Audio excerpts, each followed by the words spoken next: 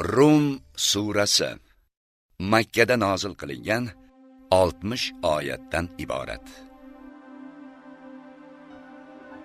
Rum Vizantiya davlati.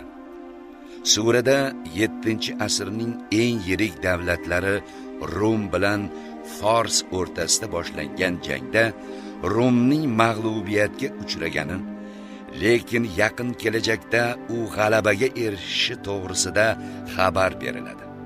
Dar haqiqat 7 yildan so'ng Qur'on xabari isbotlanib, Rumliklar forslar ustidan g'alaba qozonadi. Boshqa oyatlarda ilohiy da'vat va ibratli qissalar davom ettiriladi. Mehribon va rahimli Alloh nomi ila.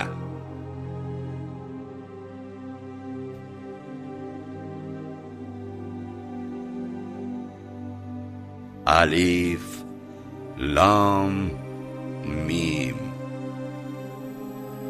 Rum qo'shini Fors qo'shinidan mag'lub bo'ldi, juda yaqin yerda. Lekin ular, ya'ni Rumliklar, bu mag'lubiyatlaridan so'ng forslar ustidan albatta g'alaba qilurlar. Bir necha yil ichida. Oldin ham, keyin ham ish Allohnikidir. O'sha kunda mo'minlar Rumliklarning g'alabasidan shodlanurlar. Alloh ahli kitoblarga madad bergani sababli u xohlagan kishiga madad berur. U aziz, qudratli va rahim, rahimlidir. Bu Allohning va'dasidir. Alloh o'z va'dasiga xilof qilmas. Lekin ko'p odamlar bu kabi haqiqatlarni bilmaslar. Ular oxiratdan g'ofil, bexabar bo'lgan hollarida faqat shu foniy dunyo hayotining zohirinigina bilurlar.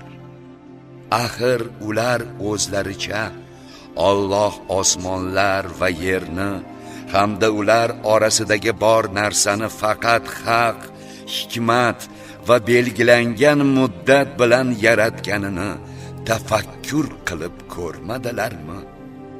Dar haqiqat odamlarning aksariyati qayta tirilib, Parvardigorlariga hisobot uchun yuzma-yuz bo'lishni inkor qiluvchidirlar. Axir ular yer yuzida sayr etishib, o'zlaridan avvalgi payg'ambarlarni inkor qilib, iymonsiz ketgan kimsalarning oqibatlari qanday bo'lganini ko'rsalar bo'lmaydimi? O'shalar bulardan, Makka kofirlaridan ko'ra quvvatliroq bo'lgan va o'z yerlarini bular obod qilganidan ko'ra ko'proq ishlov berib obod qilgan edilar-ku. Ularga ham o'z payg'ambarlari hujjatlarni keltirganlar. Bas, Alloh ularga zulm qiluvchi bo'lmaydi, lekin ular o'zlariga zulm qiluvchi bo'ldilar. So'ngra oxiratda Allohning oyatlarini yolg'on deyish va ularning ustidan kulish bilan yomonlik qilgan kimsalarning oqibati yanada yomonroq bo'lur. Alloh yaratishni boshlar, so'ngra uni bu yaratishni qiyomatda takrorlar. So'ngra hisob kitob uchun unga qaytarilursizlar. Qiyomat qoyim bo'ladigan kunda jinoyatchilar noumid bo'lurlar. U kunda ular uchun keltirgan shirklari tomonidan oqlovchilar bo'lmas va ular o'zlari keltirgan shirklarini inkor eturlar. Qiyomat qoyim bo'ladigan kun ana o'sha kunda mo'minlar bilan kofirlar bir-birlaridan ajralurlar. Bas iymon keltirgan va solih amallarni qilganlargina ravzada, jannatda ashula, o'yin, kulgi va boshqa rohat yo'llari bilan xursandchilik qilurlar. Ammo kufr yo'lini tutgan va oyatlarimizni hamda oxirat muloqotini inkor etgan kimsalar, ana o'shalar qiyomat kuni mangu azobga hozir qilinurlar. Bas tunga kirish paytingizda ham, tongga kirish paytingizda ham Allohga tasbih aytingiz. Osmonlar va yerdagi aytilayotgan barcha hamd unga xosdir. Kechki paytda ham, quyosh zavoli paytiga kirishingizda ham unga tasbih aytingiz.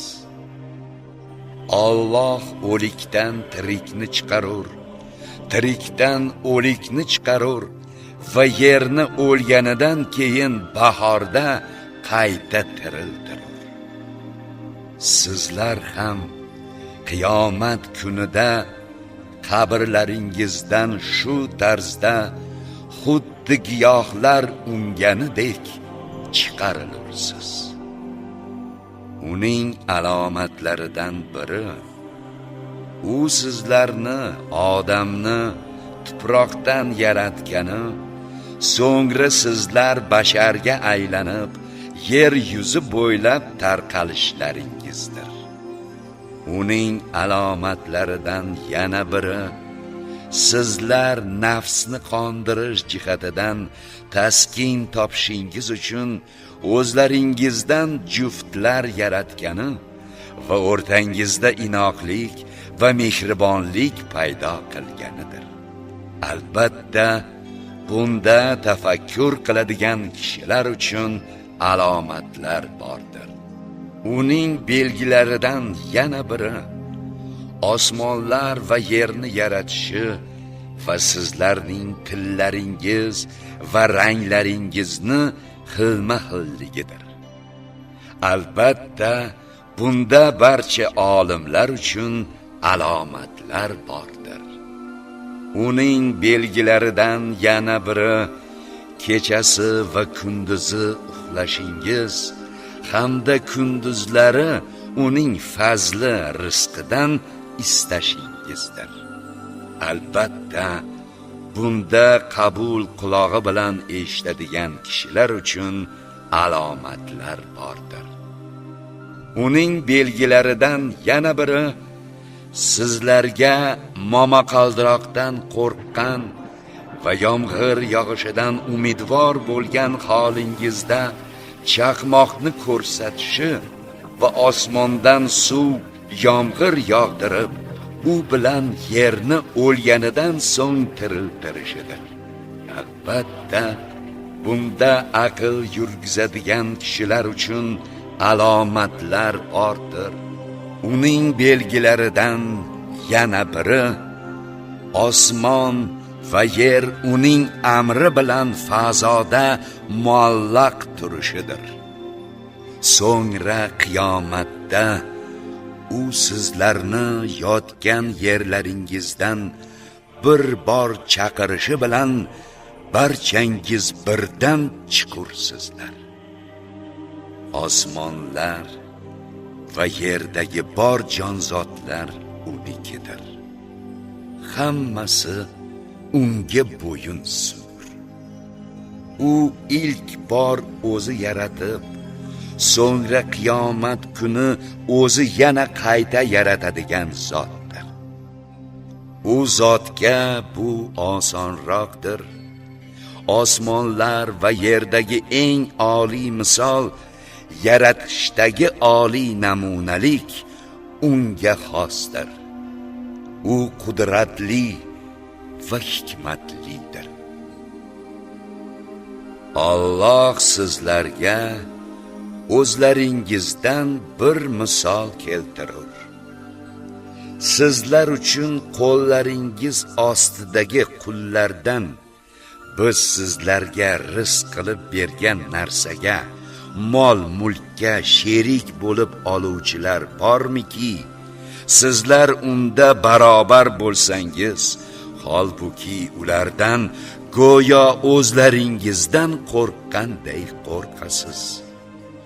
Aql yurgizadigan qavm uchun oyatlarni mana shunday keng bayon qilamiz.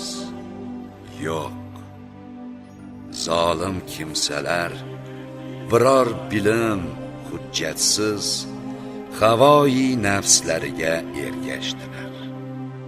Bas Alloh yo'ldan ozdirgan kimsani kim hidoyat qila olur? Ular uchun oxiratda yordam beruvchilar ham bo'lmas. Bas ey Muhammad, yuzingizni doimo to'g'ri bo'lgan dinda, islomda tuting. Insonlarni o'sha asosda yaratgan Allohning yaratuvchiligini anglangiz. Allohning yaratishiga o'zgartirish yo'q. Eng to'g'ri din shudir, lekin ko'p odamlar buni bilmaslar. Unga o'zingizni topshirgan hollaringizda dinini mahkam tutingiz va undan qo'rqingiz hamda namozni barkamol ado etingiz, mushriklardan bo'lmangiz. Ular mushriklar dinlarini bo'lib yuborib, turli firqalarga ajralgandirlar. Har bir firqa odamlari o'z nazdalaridagi narsa, aqida bilan shoddirlar. Qachonki odamlarga biror ziyon yetsa, Parvardigorlariga qaytib, unga iltijo qilurlar. So'ngra qachonki Alloh ularga o'z tomonidan marhamatni tottirib qo'ysa, bexos ulardan bir guruhi yana Parvardigorlariga shirk keltira boshlaydilar. Ular biz ato etgan ne'matlarga noshukrlik qilaversinlar. Bas ey mushriklar, foydalanib qolingiz. Bas yaqinda qiyomatda haqiqatni bilib olursiz. Yoki biz ularga osmondan ularning shirk keltirishlarini to'g'ri deb so'zlaydigan biror hujjat nozil qildikmi?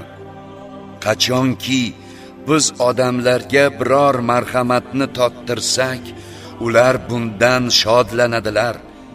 Agar o'z qilmishlari sababli ularga biror yomonlik, musibat yetsa, birdaniga ular bizning marhamatimizdan noumid bo'la boshlaydilar.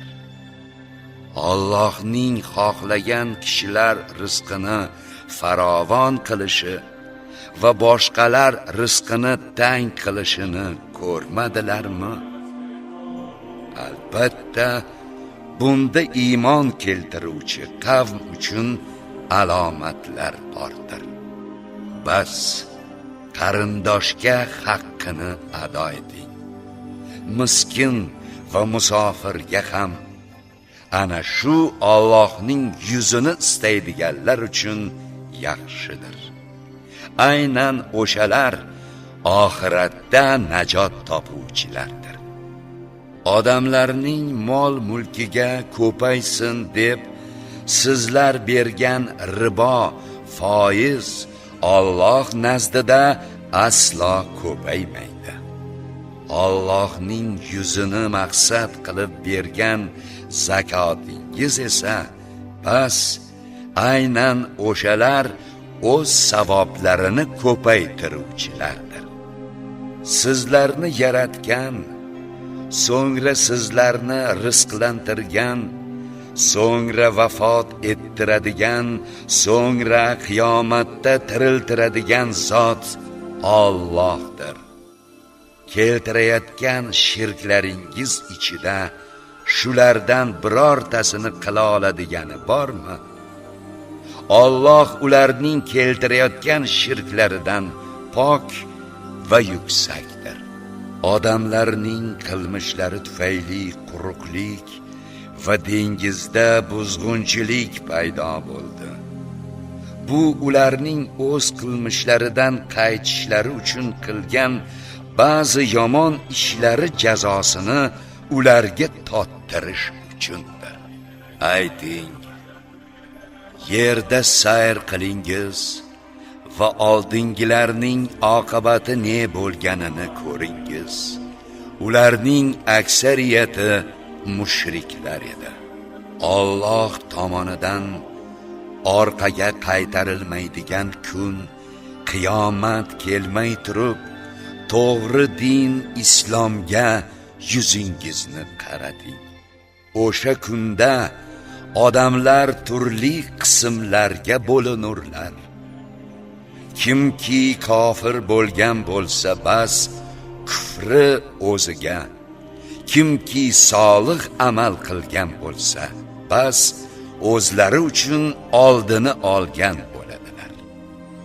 Bu iymon keltirib solih amallarni qilganlarni o'z fazlidan mukofotlashi uchundir. U kofirlarni suymas. Uning belgilaridan biri yomg'ir yog'ishidan xushxabar beruvchi, uning rahmati yomg'iridan sizlarni bahramand etishi uchun, uning amri bilan kemalar suzishi uchun, uning fazli rizqidan istashingiz va shukr qilishingiz uchun shamollarni yuborishidir. Sizdan oldin ham payg'ambarlarni o'z qavmlariga yuborganmiz. Bas elchilarimiz ularga hujjatlarni keltirganlar. Jinoyatchilardan esa intiqom o'ch olganmiz. Bizning zimmamizda kofirlarni halok etganimizda mo'minlarga madad berish haqqi bor edi. Alloh shunday zotki, u shamollarni yuborib, bulutlarni qo'zg'aydi, bas uni osmon bo'ylab xohlaganicha yoyadi va uni bo'lak-bo'lak qilgach, uni orasidan yomg'ir chiqishini ko'rasiz. Bas qachonki uni yomg'irni o'z bandalaridan xohlagan kishisiga yetkazganda, ular birdan shodlanib kelurlar. Garchi oldin ularga yomg'ir yog'may turganda ular noumid bo'lsalar ham, Allohning rahmati yomg'iri asoratlariga boqing. Yerni o'lganidan keyin qanday qilib uni tiriltiradi? Albatta u Alloh o'liklarni tiriltiruvchi va u har narsaga qodir zotdir. Bordi-yu shamolni yuborsak va uni ekinni qurib sarg'aygan holda ko'rsalar, shundan keyin ham baribir kofirliklaricha qolavergan bo'lardilar. Aniqki, siz o'liklarga so'zingizni anglata olmassiz, orqa o'girib ketayotgan karlarga ham da'vatni uqtira olmassiz. Yana siz ko'rlarni o'z zalolatlaridan chiqarib hidoyatga solib qo'yuvchi emassiz. Siz faqat bizning oyatlarimizga iymon keltiradigan kishilargagina o'z so'zingizni uqtira olursiz. Bas o'shalar musulmonlardir. Alloh shunday zotdirki, sizlarni zaif narsadan, bir tomchi suvdan yaratdi. so'ngra zaiflikdan keyin quvvat paydo qildi, so'ngra quvvatdan keyin yana zaiflik va qarilikni paydo qildi. U o'zi xohlagan narsani yaratur, u bilimdon va qudratlidir. Qiyomat qoyim bo'ladigan kunda jinoyatchi kimsalar dunyoda bir soatdan ortiq turmaganlariga qasam ichurlar. Ular dunyoda ham mana shunday rostdan yolg'onga buriluvchi yengiltak edilar. O'sha kuni ilm va iymon berilgan zotlar ayturlar: aniqki, sizlar Alloh lavhul mahfuzda yozib qo'yganidek tirilish kunigacha turdingiz. Bas, mana shu tirilish kunidir.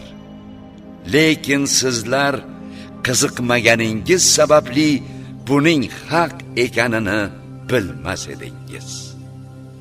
Ana o'sha kunda zulm qilgan, kufrda bo'lgan kimsalarga uzr bahonalari foyda bermas va ulardan qaytish ham talab qilinmas. Biz ushbu Qur'onda odamlar uchun har turli misoldan bayon etdik. Qasamki, agar siz, ey Muhammad, ularga talab qilishgan mo'jizani keltirsangiz ham, albatta kofir bo'lgan kimsalar sizlar albatta yolg'on va puch gaplarni to'quvchidirsiz degan bo'lar edi. Alloh haqiqatni bilmaydigan kimsalarning dillarini ana shunday muhrlab qo'yar. Bas, ey Muhammad, sabr qiling. Albatta Allohning va'dasi haqdir. Oxiratga ishonmaydigan kimsalar qilmishlari sizni yengiltaklikka, qarg'ashga olib kelmasin.